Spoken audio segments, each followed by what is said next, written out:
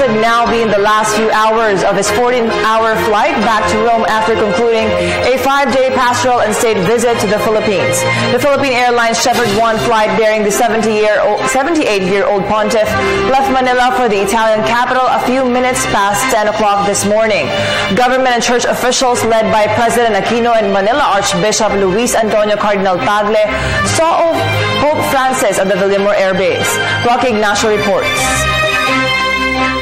Pope Francis concluded his 5-day state and pastoral visit to the Philippines. President Aquino led the send-off ceremony for the Holy Father at Villamor Air Base. Aboard Philippine Airlines special flight, he left the country 10 this morning, but not to the hearts of millions of Catholic faithful who trooped to the area, hoping to see the Pope before leaving the country. In his brief interview with media, President Aquino said that the government will continue programs to alleviate the plight of the poor. The President and the Pope discussed measures to help poor families during their meeting in Malacanang recently. Pope Francis earlier declared 2015 as the Year of the Poor. President Aquino said that the Pope was overwhelmed for the hospitality and warm welcome he received from the Filipinos.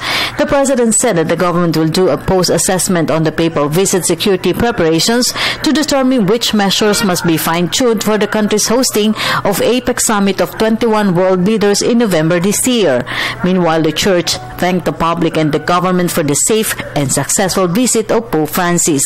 Has been going around and reaching all our hearts.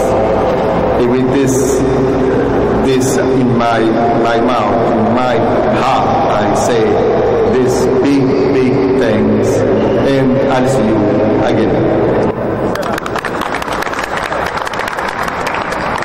Malacanang also recognized public's cooperation to ensure smooth flow of activities of the papal visit. I would like to extend to the Church our profound gratitude for giving us the opportunity to work with you in organizing this visit and to collaborate with you every step of the way to ensure the success of the apostolic journey and state visit of His Holiness.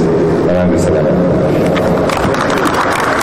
I also like to thank our friends in media for their hard work, patience, and full cooperation in bringing to our people the good news of the papal visit and for enlightening our people on the meaning of every step that they took in this apostolic journey.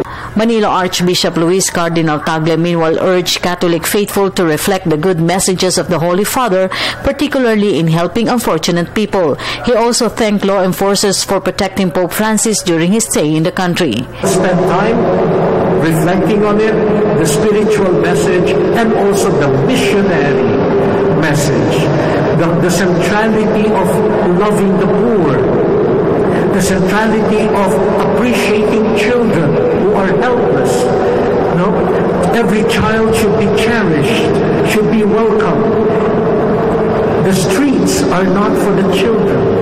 You know, these are not only thoughts, but if we ponder on them, they will prod us into action. You know, how do we face the inequalities? But as he said to the youth, think well, feel well, and then do well. Meanwhile, Cardinal Tagle reiterated that Pope Francis will decide on whether to come back to the Philippines early next year. He said the CBCP invited Pope Francis prior his visit to the Philippines to grace the International Eucharistic Congress in January 2016. Noon pa ang CBCP ng invitation para pumunta siya. Ngayon, dahil nga nagpunta na siya for itong ang mercy and compassion, tignan natin kung pupunta siya. Wow, salamat. Ewan ko lang kung gusto pa ulit ninyo. Anytime. Secretary Coloma, okay pa. But it is the decision of the Holy Father. The event is there, but the Holy Father will have to decide. For the People's Television, Rocky Ignacio.